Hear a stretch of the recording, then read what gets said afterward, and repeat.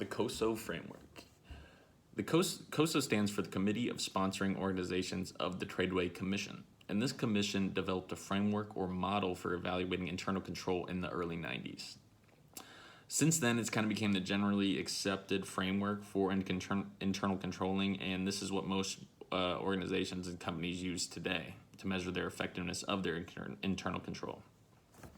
So this framework kind of wants to achieve the following three items. The first is they want to achieve effective and efficient operations. Second, they want to achieve reporting objectives. This is where their financial statements are delivered in a timely manner, not 5 months after and the information's changed, not relevant anymore. And also reliability, which is accurate numbers. I don't want a company inflating their net income and you can't trust the information.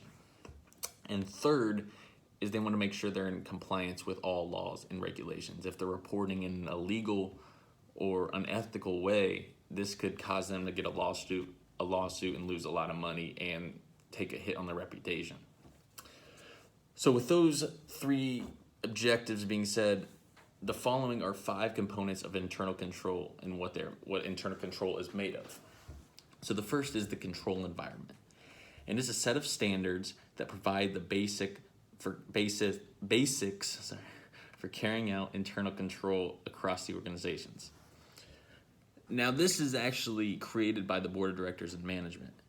They establish this and they kind of state how important internal control is to them in that certain company. And here, the main things that are involved are like integrity, ethical values of that certain corporation. And they kind of want to make sure everyone's playing their part. They want to make sure everything's done in a legal and ethical way. And like I said before, not inflating numbers when they're reporting. The second component is risk assessment. Now, every company faces risk, whether internally or externally, they're going to face some type of risk. And what this deals with is identifying and assessing those risks, whether, major risks, smaller risks, what they want to do about it.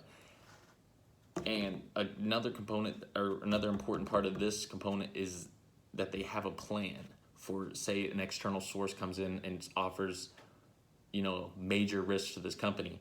They need a plan and a procedure to follow if something happens. So moving on, the third component is the control activities.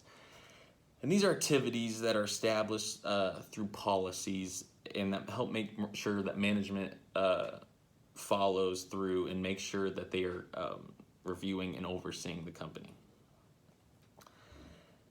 And these just really help to make sure that the company's running well. They include authorizations, approvals, and business performance reviews. And for performance reviews, for example, they will tell these management how the business is running and where they need to go from there, so they can make accurate decisions to help the company in any way they can.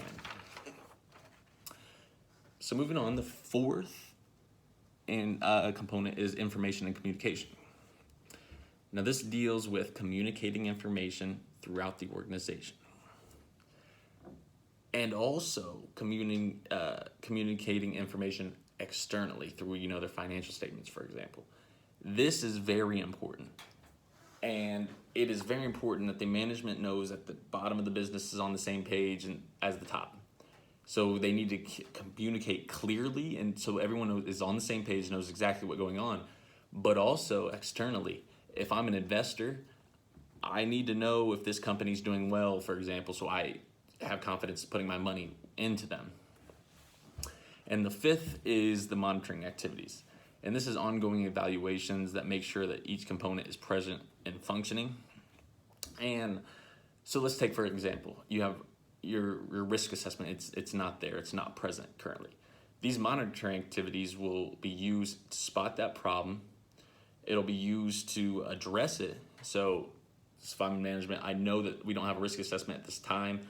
We can go in, create a procedure for something that happens, and get that fixed immediately. So that's very important. So kind of to conclude, I want to state what I think's most important to me, and that was the first item I mentioned, which was the control environment, and the fourth, which was information and communication.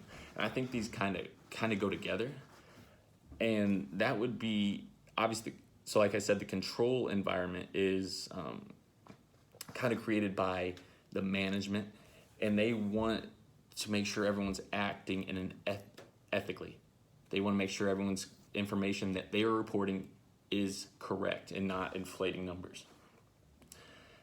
And then this kind of ties in with the information is because, again, if I'm an investor, I want to make sure I know what I'm investing in, the information's accurate, and they are communicating the information with me so I can understand it and know exactly what I'm getting myself into. So yeah, that's a little bit about the COSO framework. Thank you.